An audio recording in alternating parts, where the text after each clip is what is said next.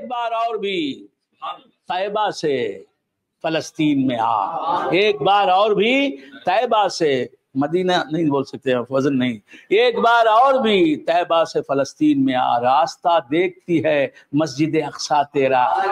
معراج میں تو آئے تھے آپ یا رسول اللہ، اب بھی آ جائیے، اب بھی آ جائیے۔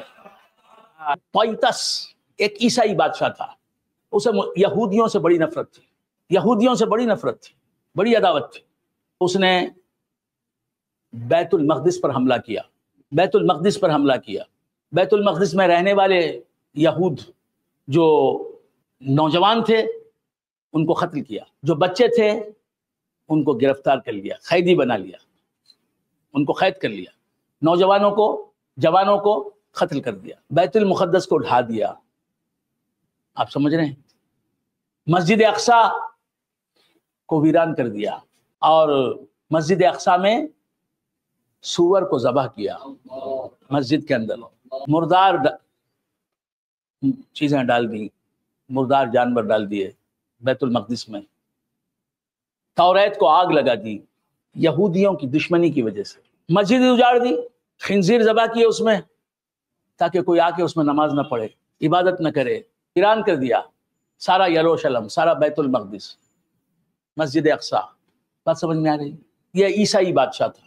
اس وقت سے مسجد اقصیٰ ویران رہی، بیت المقدس اجاڑ رہا، شہر پورا یروشلم۔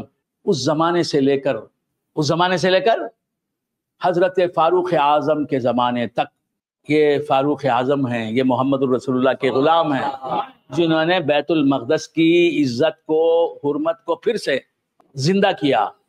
اللہ کی مسجد، مسجد اقصیٰ، اسے ویران کر دیا، تباہ کر دیا، تاراج کر دیا، اجاڑ دیا، غارت کر دیا۔ تو اس بادشاہ کے تعلق سے یہ آیت نازل ہوئی۔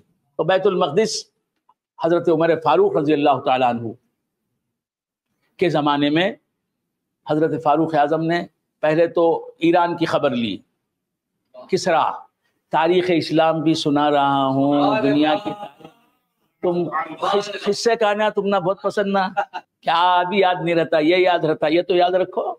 نہیں ان کا الگ پسند ہے، اس میں بھی الگ پسند ہے، وہ یاد رکھتے ہیں۔ تو کیا عرض کر رہا تھا، بھول گئے آپ حضرات؟ وہ جو بھی یاد رکھو، اچھی بات یاد رکھو، آتھنٹک بات یاد رکھو، پروف کے ساتھ جو بات ہے اسے یاد رکھو۔ بات سمجھ میں آئی؟ وہ کون کی بول ڈالے، انہیں بول ڈالے، بولنے والا کون ہے؟ تو پڑھے لکھے لوگوں کو معلوم ہوتا ہے کہ کون کیا رہے، انہیں کیا رہے۔ تو کیا عرض کر رہا تھا، بھول گئے آپ حضرات؟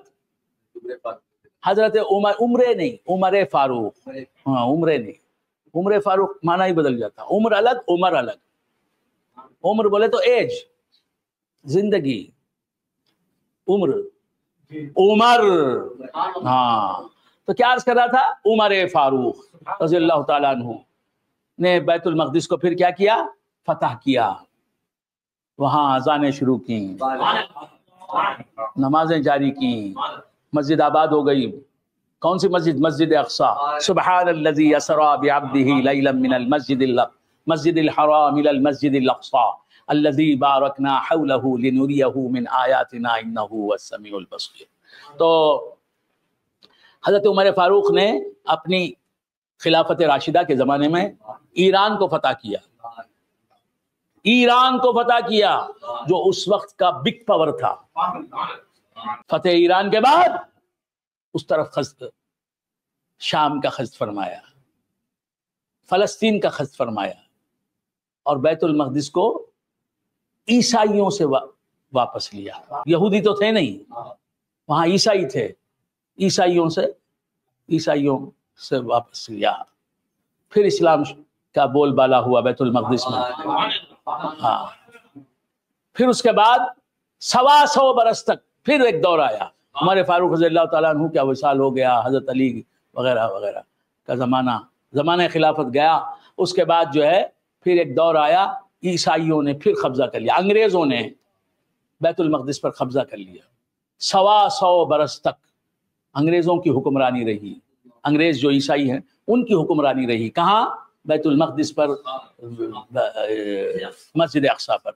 پھر ایک فرزند اسلام اٹھا، رات کو اٹھ کے عبادت کرنے والا، رات کو ساری رات مصلی پر تہجد پڑھنے والا، قیام اللیل کرنے والا، اللہ سے گڑ گڑا کے دعائیں مانگنے والا، اللہ کی طرف رجوع کرنے والا، اللہ کو اپنے اقوال سے راضی کرنے والا، اپنے اعمال سے راضی کرنے والا، فاعل حقیقی اللہ ہی ہے، متصرف حقیقی اللہ ہی ہے، مدبر حقیقی اللہ ہی ہے، حقیقی نافع اللہ ہی ہے، حقیقی نقصان پہنچانے والا اللہ ہی ہے، حقیقتاً دینے والا اللہ ہی ہے، مصطفیٰ کا عاشق زار، عاشق صادق سلطان صلاح الدین ایوبی رحمت اللہ علیہ، یہ کون ہے؟ یہ سب کون ہیں؟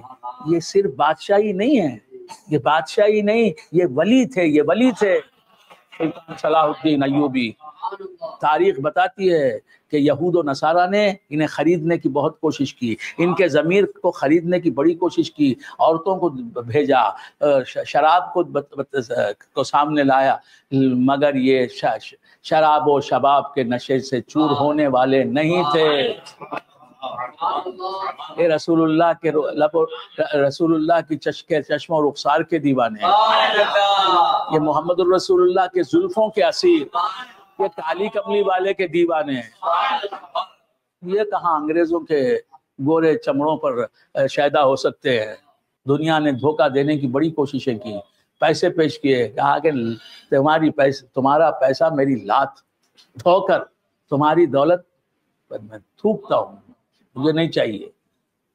تو بندگان خدا عرض کر رہا تھا، حضرت سلطان صلاح الدین ایوبی رحمت اللہ علیہ نے کیا کیا؟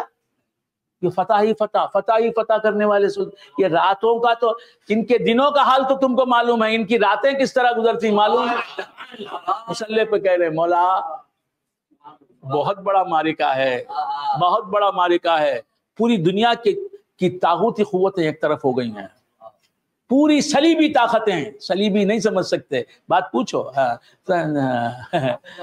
پوری صلیبی طاقتیں ایک طرف ہو گئی، میں اکیلا مسلمان ایک طرف ہوں، صلیب و ہلال کے اس معرکے میں میرا ساتھ دینا، میری صورت مت دیکھ، میرے رسول کی صورت دیکھ،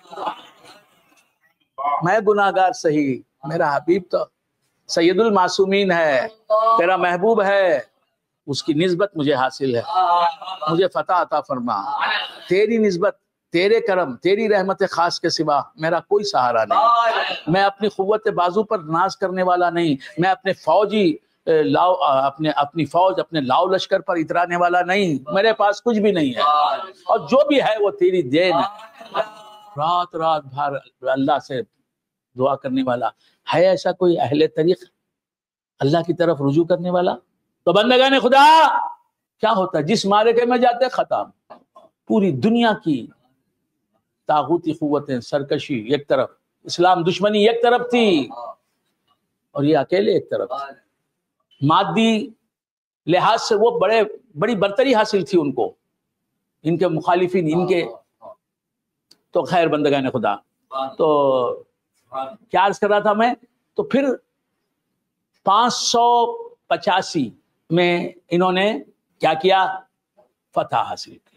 585 ہجری میں کس نے 585 بولے تو 580 پر 5 ہجری میں پھر بیت المقدس کو مسلمانوں نے لیا، سلطان صلاح الدین ایوبی رحمت اللہ علیہ کی سرکردگی میں۔ بات سمجھ میں آ رہی؟ اس طرح بیت المقدس، پھر آج بیت المقدس کس حالت میں ہے؟ پورے خط سے جو کھڑا ہوں، پورے خط سے جو کھڑا ہوں، پورے خط سے جو کھڑا ہوں، یہ کرم ہے تیرا، مجھ کو جھکنے نہیں دیتا ہے سہارا تیرا، پورے خط سے جو کھڑا ہوں، یہ کرم ہے تیرا، مجھ کو جھکنے نہیں دیتا ہے سہارا تیرا۔ شرق اور غرب میں پھیلے ہوئے صحرا، شرق اور غرب میں پھیلے ہوئے گلزاروں کو، شرق اور غرب میں پھیلے ہوئے گلزاروں کو نکھتیں بانٹتا ہے آج بھی صحرا تیرا۔ تجھ سے پہلے کا جو ماضی تھا، تجھ سے پہلے کا جو ماضی تھا ہزاروں کا صحیح، تجھ سے پہلے کا جو ماضی تھا ہزاروں کا صحیح، اب جو تا حشر کا فردہ ہے وہ تنہا تیرا، اب جو تا حشر کا فردہ ہے وہ تنہا تیرا۔ تجھ سے پہلے کا جو ماضی تھا ہزاروں کا صحیح، اب جو تاحشر کا پردہ ہے وہ تنہا تیرا۔ ایک بار اور بھی طیبہ سے فلسطین میں آ، ایک بار اور بھی طیبہ سے، مدینہ نہیں بول سکتے وزن نہیں، ایک بار اور بھی طیبہ سے فلسطین میں آ، راستہ دیکھتی ہے مسجد اقصیٰ تیرا۔ معراج میں تو آئے تھے آپ یا رسول اللہ، اب بھی آ جائیے، اب بھی آ جائیے۔